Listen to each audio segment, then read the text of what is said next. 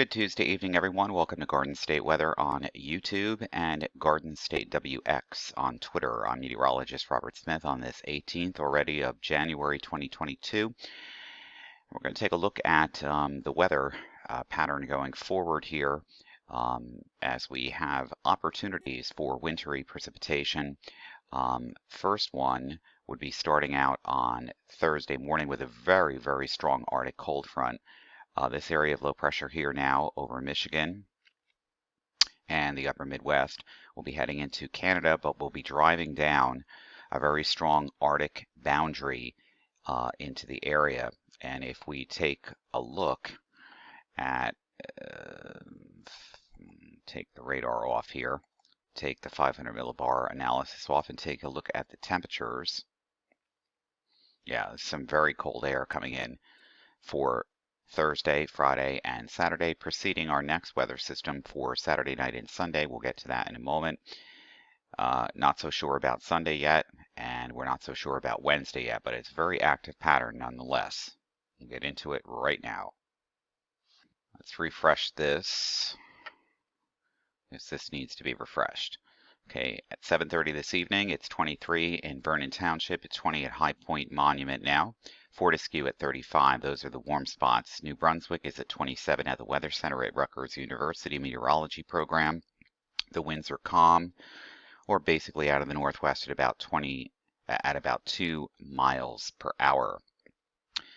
Current air temperatures around the region this evening are in the 20s to low and mid 30s. They were quite chilly this morning too, with temperatures again showing up into the low 20s to lower 30s, but we had lighter winds today. Maximum temperature is not too bad, still chilly with that northwest flow. Temperatures this afternoon into the upper 20s and low and mid 30s to the north, and the low 40s, upper 30s to around 40 or so, give or take a degree or two, in central and southern New Jersey. Wind speeds tonight are quite light. They're generally less than about 5 miles per hour. And by the way, we are in the Weather Center now with brand new hardware and software for speed. Taking a look at national temperatures this evening, well, it's quite cold here in the Northeast and also in Canada, as expected. Very warm in the central and southern plains here. Well, actually, it's quite chilly too in Florida. Temperatures in the 50s here to around 60, 62, probably around Key West here. And the 24-hour temperature changes have shown that it is quite chilly here. It's beginning to warm up ahead of this storm system here. This is the Arctic front, and look at all this cold air behind it here through Canada and the upper Midwest, and that's heading in our direction just in time for Thursday morning's commute, probably starting out as rain here. We have no watches, warnings, or advisories yet, but I'm sure the National Weather Service is going to change that all around. We'll get into the graphics with that in just a moment. Our first concern here is on Wednesday night and Thursday morning as the cold air bleeds in. The expected snowfall here from Mount Holly from 7 o'clock on Wednesday evening through 7 p.m. on Thursday. Most of this will be done by that time. Expecting amounts of less than an inch here in Wantage and Mount Pocono, and around the Interstate 80 area down through 78, 95, 476, 1 to 2 inches. This is basically what we're expecting at this time. And for northeastern New Jersey and the New York City metropolitan area, including Long Island, the Hudson River Valley area into Connecticut, again, we could still see slippery roadway conditions here with better than an inch to a half of an inch to 1.5 inches of snow on Thursday morning as that Arctic boundary comes through. And to say that this is not an active pattern would be a lie, because it is. It's just that we don't really have blocking signatures here over the North Atlantic. We'll talk about that in a moment. So everything is very progressive here. These are all of our 500 millibar height relative vorticity PVA and NVA here on the European model guidance. And notice by Thursday, let's dial this back to Wednesday afternoon, Wednesday morning, and Thursday. Here comes the Arctic front, okay? And then that Arctic front comes through, and then there's another short wave that gets involved with this, and it turns slightly neutral to negative, but it's being followed up by this disturbance here in the polar branch and other active short waves here in the southern branch, which aren't really meeting up. So, you know, it's going to get cold around here, like bitterly cold. 528 millibar heights here, 510 here in thicknesses. That's cold. That is Arctic air for sure. And then there's some disagreement whether something is going to form here on Sunday with this next pulse coming in. Doesn't look promising right now. That's off the 12Z model guidance from the European. We'll check. It's only going to go out to 90 hours on the 18Z model guidance. But then again, there's something else coming up for early next week too. Not really seeing a lot of blocking here in the North Atlantic. So the flow pattern and the short waves are so progressive, and the jet structure is so progressive that everything is positively tilted in the shortwave energy here as it reaches the East Coast.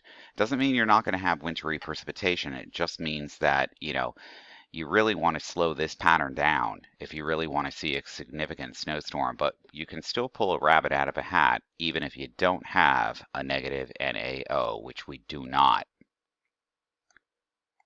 Let's take a look at all the model guidance here on the North Atlantic oscillation. It's all over the place here. Starting out on relatively positive values here. And that's not good.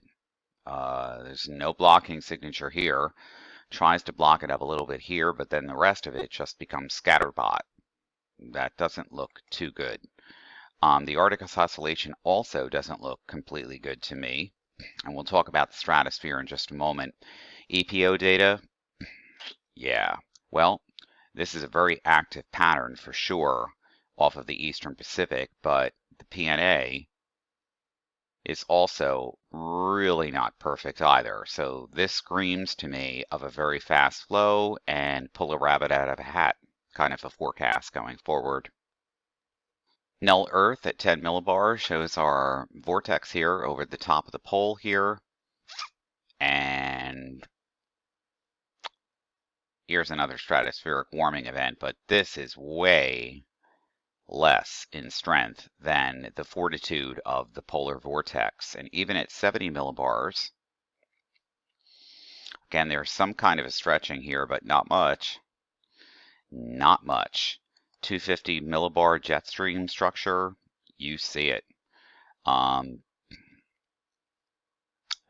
This doesn't look like a terrific signal to me for an NAO block at all, and it's not showing up in the data either. And as you can see, the two streams are bifurcated. The southern branch here is separate from the polar and also the Arctic branches here. This is current off of the GFS NSEP model. European model guidance, 10 millibars here off this morning's run. Look at the strength of this polar vortex. It is not going anywhere, and it is trying to break up, or shall I say split or stretch, actually. Stretch would be the better word. This doesn't look good either. Not really. Not if you want sustained. Now, it's going to be cold here in North America, but, you know, if you don't have a piece of this and you don't have blocking here, that's going to make things very progressive and pull a rabbit out of a hat kind of thing. Let's go to 50 millibars here. And again, the same kind of structure. Doesn't look impressive to me yet. No. National Weather Service's digital database here for the New Jersey-New York I-95 corridor. This is probably a little bit more conservative in the forecast as we head into Thursday morning with a total of about 1 to 2 inches of snow across the area, but that's not what the latest mesoscale guidance is showing us. Sometimes you could have too much of a good thing. This is the 850 millibar temperatures off the European model guidance from this morning. And again, We climb up tomorrow. It's still cold, but then the Arctic front comes through, and this means business. And really, this is severe cold coming in on Friday. And Saturday, not getting much better. Any kind of precipitation or anything along a frontal boundary or short wave that comes through here is going to be pure snow. And the air mass is so dry that the snow density ratios are going to be extremely high. So, we're looking at fluffy snow.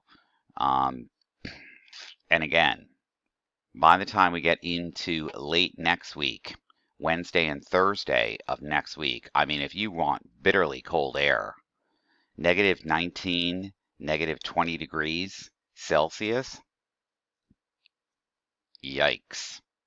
Next Wednesday night and next Thursday, this is really, really cold air, but cold does not always portend to snow.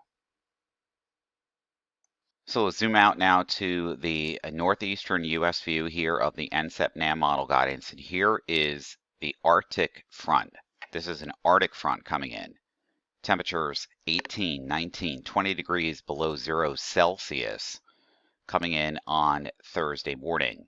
So anything along this front is going to change from rain quickly over to snow as that dry air bleeds in. And with these kinds of temperatures here, we're looking at snow ratios of about 12, maybe even 15 to 1. This is a perfect example on our NAM model guidance this evening from the 18Z run, where it starts out as rain ahead of the Arctic front and then quickly changes over to snow. As we head into Wednesday night and Thursday morning from northwest to southeast here, the NAM model guidance is on it, and this is a very high resolution model guidance at 3 kilometers, or 1 kilometer actually down. So we know that the model is handling the Arctic air correctly, but how much precipitation in the form of snow is it forecasting? And we'll get into that in a moment. Let's do snowfall now. And again, as we head into the morning hours here, it's going to brighten up here right around commute time. And then let's go here into New Jersey. And this is the what the model guidance is seeing now.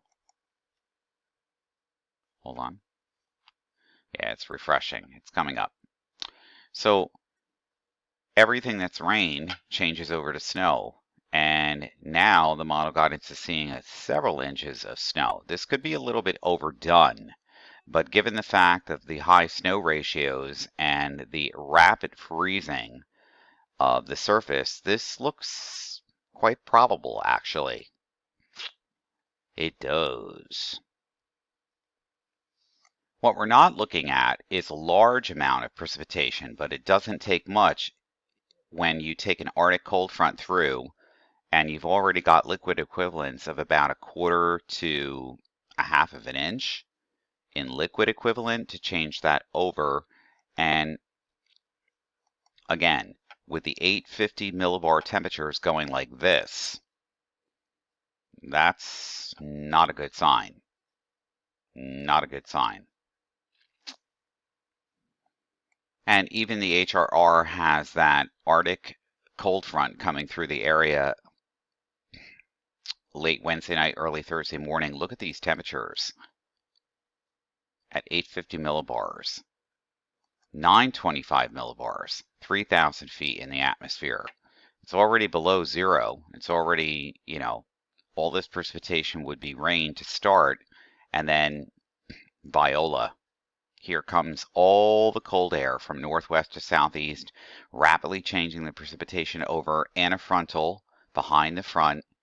And look at these temperatures on Thursday afternoon around noontime at 3,000 feet, 12, 14 degrees below 0 Celsius. This is some very cold air.